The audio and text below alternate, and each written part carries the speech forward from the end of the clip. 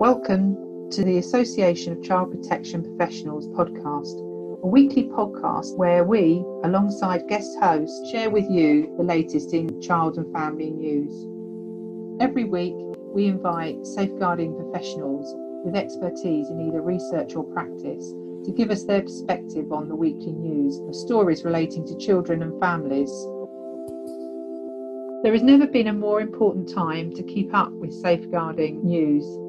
But with the government regulation changing daily, we realise that not all frontline professionals for adults and children have time to do so. That is why we've created these podcasts, to give you what you need to stay informed.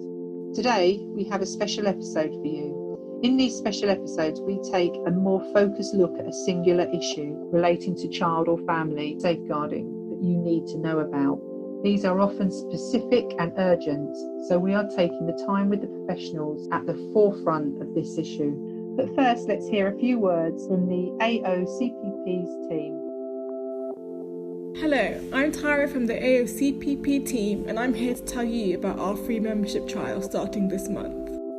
The AoCPP is offering a free membership trial between the 31st of May and the 31st of August this year. We realise that the next few months will continue to put pressure on child protection professionals, particularly those working on the front line, and that's why we're opening our resources to as many of you as possible. Those who sign up for membership will receive online access to our highly respected journal, the Child Abuse Review, discounted entry to our future events, workshops and conferences, access to our virtual webinar this August on abusive head trauma, as well as much more.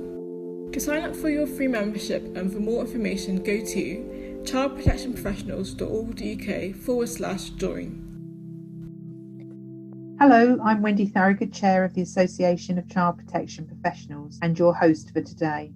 In this episode, I'll be talking to Sheila Taylor, the CEO of the National Working Group for Sexual Exploitation, commonly known as NWG, about how our organisations are supporting members at this time. It is important now more than ever to collaborate with other organisations. So I'm glad to be chatting with Sheila to understand how our organisations are responding to Covid-19. I hope you enjoy this episode. So hi Sheila, thank you for joining us today. Would you like to introduce yourself and about your organisation? Hi, I'm Sheila and I'm the CEO of the NWG Network.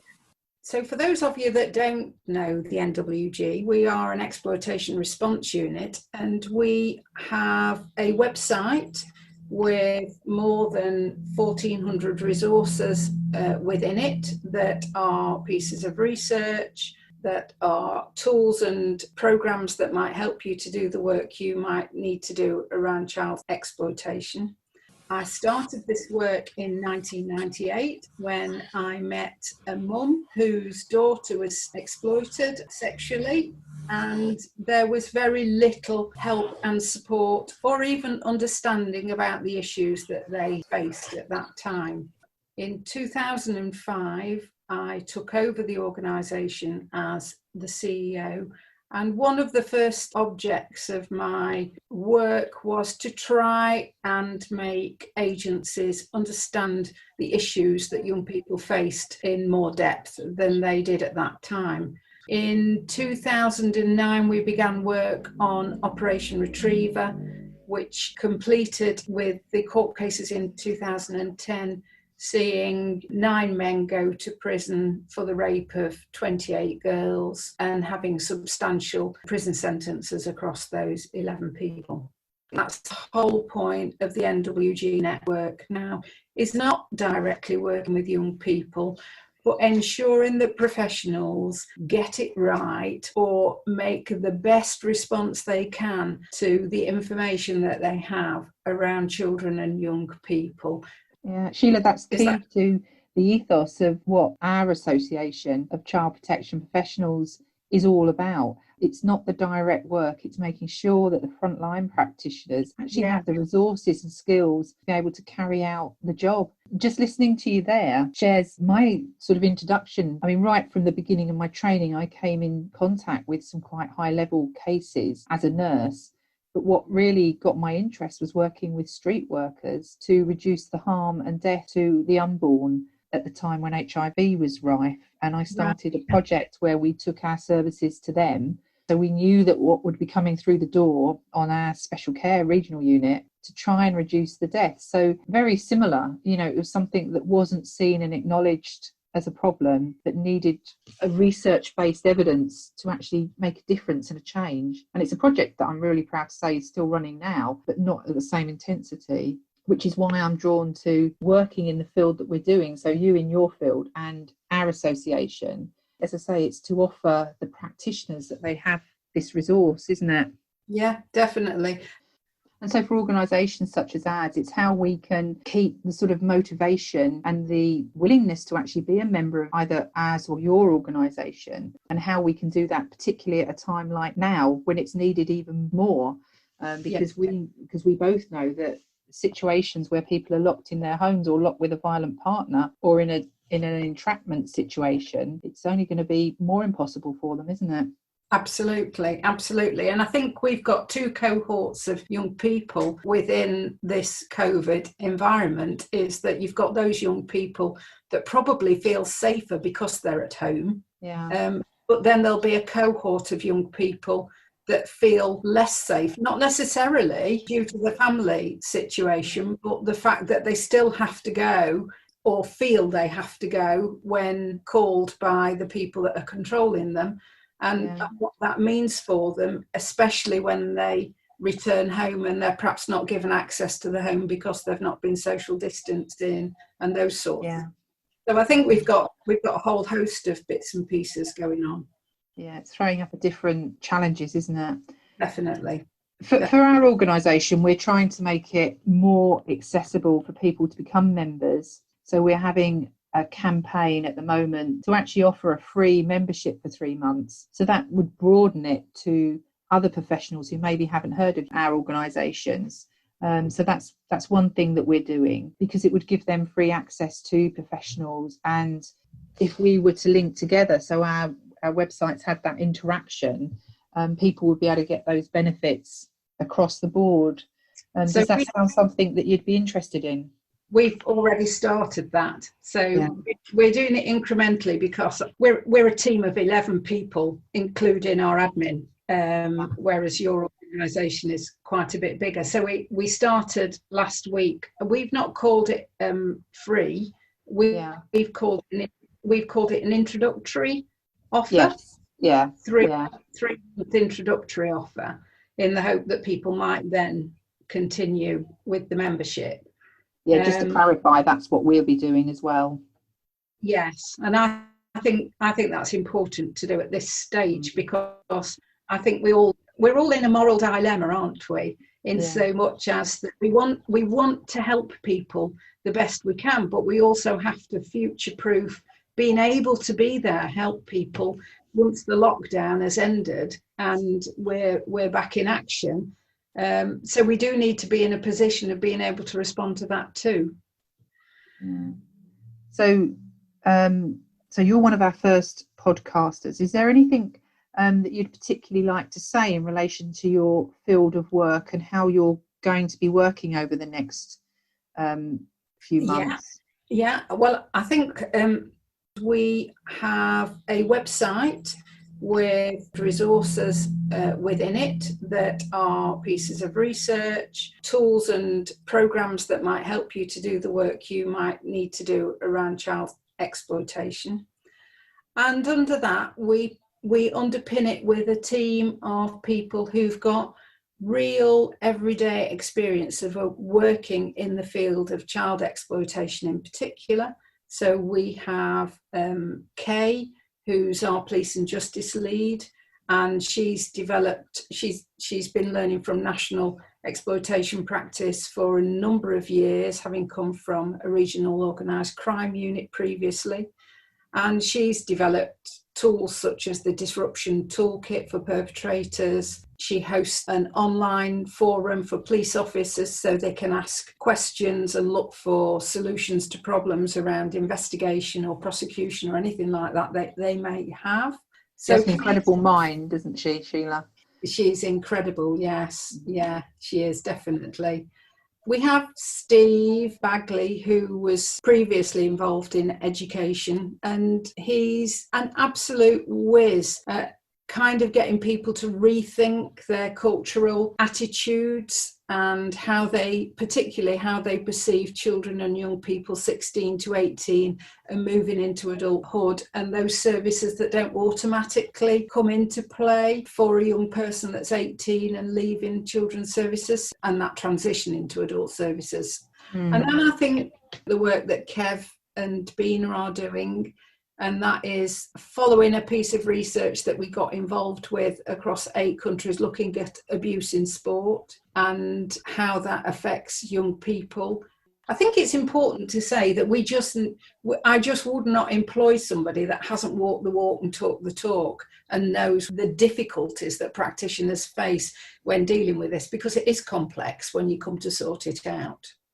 That's vital, isn't it? I mean, most our trustees have all had experience of, well, all of them have had experience in different disguises in relation to understanding the impact of abuse and neglect or physical harm in the wider contents. And you're right, you need to have known it, understand it, to be able to be passionate about making that change, which is very much the ethos of our association. To actually translate that, you have to have a passion and drive. And people always say that it's a really depressing subject, but actually it's not when you get it right. If people are well informed, to actually know that you've changed the direction of someone's life is really powerful, isn't it? I think so as well, yes. If you can take what you've learned from children, young people, parents and practitioners at ground level and take that, the same as you and I do, to national decision making policy arenas, and you see that translated into the guidance and everything else that they put out, then that is really, really changing the way society deals with some of this. Yeah, because you can put a face to it, you can put a child's voice, or you can share a really live example of how you've made a difference, can't you? Yeah, sharing local practice into regional, into national is that whole idea of prevention and disruption, partners working together, sharing practice. And it's life-changing journeys for so many people, isn't it? It is. So in the current climate, which we're finding very difficult, what are your biggest challenges that you're facing at the moment? The biggest challenge, we've got a large health membership that's bigger than the other areas such as social care, education and police. And of course, what we found is people that safeguarding is their day job because of their clinical experience are being redeployed or unable to work, because obviously you have some people with medical needs that can't be doing what they were doing. So we've got a sort of a swing situation at the moment. We've got people that are at home that want access to podcasts and training and CPD. And then we have other people that want supervision, mentoring and discussions. You think of what we've done in the past, it's been face-to-face training. So having podcasts like this will give people the access to professionals, as we plan to do different podcasts throughout the next few weeks, where people will get the opportunity to talk about their field of work, just to broaden that horizon, as I said, because it's a situation that isn't going to go away. So it's multifaceted in relation to the challenges that the professionals are going to be facing. But there still needs to be that multi-agency response, doesn't there? Definitely, yes. So we're linking in with some national networks to actually hear their voice, really. But it's the pressure of the frontline changes. Just to give you an example, we're going to be doing a podcast about foster carers, which doesn't necessarily link with safeguarding. But of course, children that are ending up in care through bereavement, and if they have parents that have COVID that have sadly passed away, you then have children that are misplaced. And so there's lots of people wanting guidelines and direction in relation to how to cope with these situations. So that's just one example. And we'll be doing a podcast in relation to that. But it's the ever shifting sands for all our members in relation to where they stand, where they can still get this advice, and where they can talk about different complex issues that are coming up that are not run of the mill, as well as still wanting to hear how they can cope with the day job. So, for example, serious case reviews, now partnership learning, they are going to still be taking place. We still have children die at the hands of their parents. So there will still be these rapid reviews. And it's about making sure that we can give advice and support and direction, which is going to be one of our webinars that we're going to be holding. So some of the information such as that and suicide, we're going to think of how we can do it differently. So we're going to be shifting from face-to-face training to webinar online, and our Pacific group that supports partnership learning is going to be recorded and accessible to all. Because some people aren't going to be able to have the time to take a day out or a certain session out because they are working, and that covers all professions. So we're hoping to actually host on the website. They'll be able to buy into these webinars and can listen at their leisure.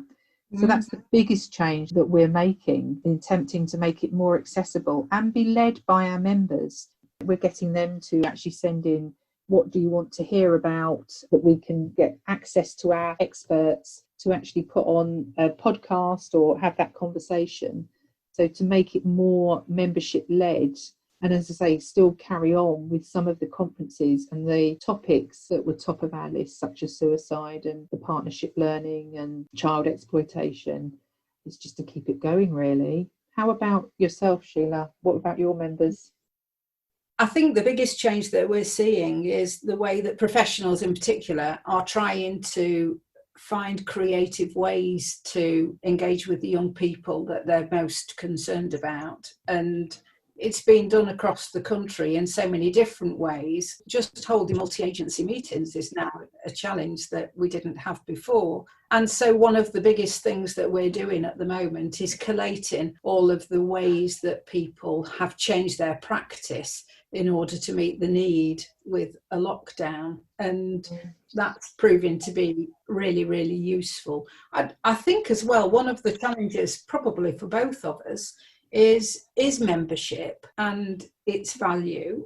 I think quite often, because the practitioners that we work with are very frontline, commissioners who probably would sanction a spend on our membership don't always see the value that frontline practitioners get from it, and that distance between commission and delivering a service on the ground can come into play and affect our membership. And I think that's a big issue for us in terms of getting people to understand exactly how much support they can access if they are a member.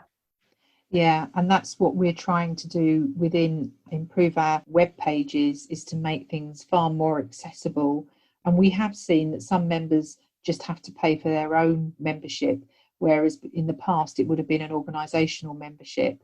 And you're quite right, the way things are commissioned, training did sort of drop off the radar.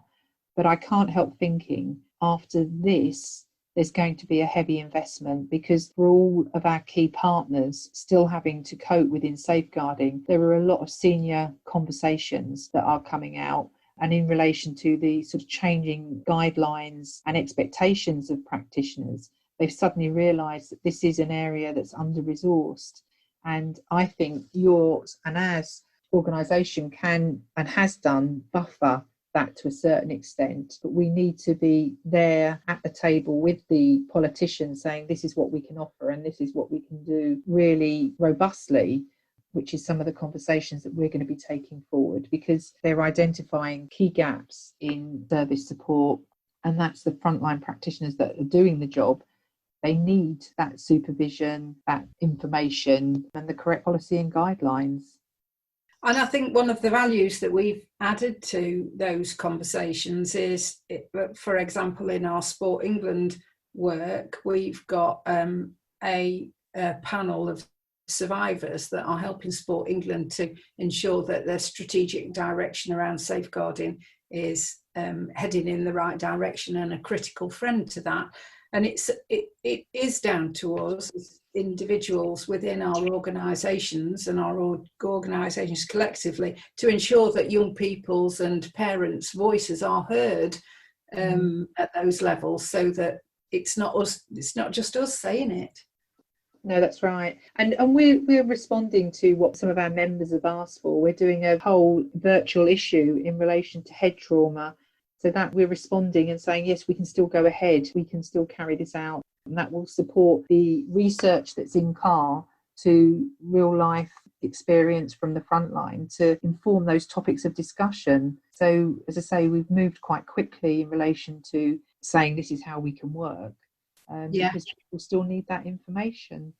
And of course, it is evidence-based, a lot of the conversations that we'll be having. But like you say, they're also very real because we do make sure that we have the expert by experience as always as a key part of any of the topics that we're discussing, as we discussed earlier.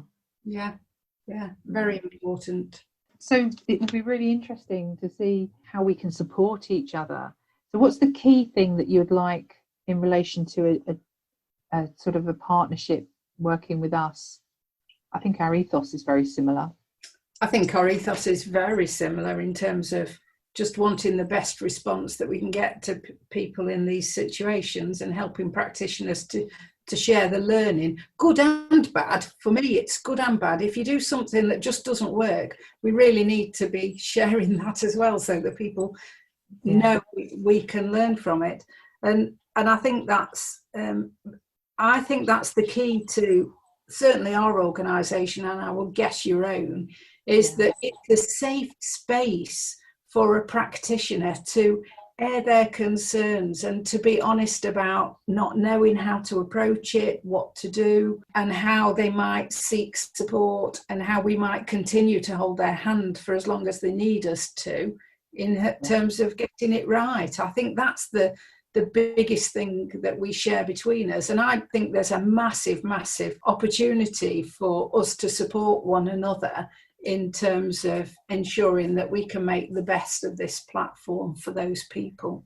And it's making sure we've got the experts in the right place for those questions, as you say, that people perhaps are struggling with. They think they should know the answers when it's such a broad field that you won't always know those answers. And to actually have another strand that could, in your world of looking at sexual harm, it's just brilliant for people to be able to go to there to know that they've got that wealth of knowledge and skill that they can pose the questions. It's keeping that conversation going through all of this, as we said, because it's not going to go away, is it? And we need to come out of it the other side still with a good membership doing the job we're doing, because there isn't really many other organisations that are doing what either of us are doing. No, I totally agree.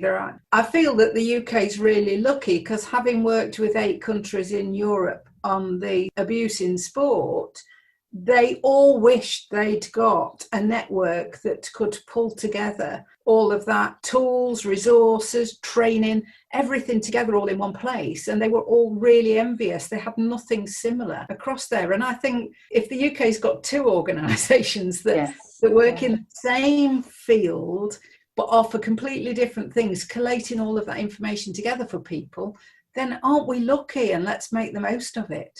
Yeah, I think it's really exciting. And I think we can really complement each other. I feel really positive about the future. I feel that, we're making it accessible, and you can harness what's already good and only build on it. Yes, absolutely. And I think we've got so much good between us, so many things that we know work for practitioners, so many mechanisms to help them to do their job effectively, that actually if we can get that message out to those people at the front line that we're here to help, that's an important message for us both to carry. That's right. It's fantastic. Well, I think that's been a really positive conversation, Sheila, and I'm really excited about how we move forward. And hopefully, in the not too distant future, we'll be able to have a joined face-to-face conference again. It's been fantastic chatting to you, Wendy, today. It's really, really useful for me as a CEO to be able to share some of the challenges and the things that we're both trying to do with somebody that's like-minded. And I hope this is the beginning of a very long relationship between the two of us. Thank you. No, thank you, Sheila, because it is a lonely field that we work in, isn't it? And to be able to have those like joining of minds, it's really empowering. And to meet someone who's just as passionate and enthusiastic about the work that we do, which isn't always pleasant. So look after yourself, Sheila, and thank you for everything you're doing. And as I say, I look forward to our combined efforts in the future. It's been lovely. Thank you. Stay safe. Stay safe. If there are any specific topics you want to discuss in future episodes, email us at hello@aocpp.org.uk. And if you'd like more information about the Association of Child Protection Professionals, please visit our website at childprotectionprofessionals.org.uk. Thank you, Wendy Thorogood, Association of Child Protection Professionals Chair.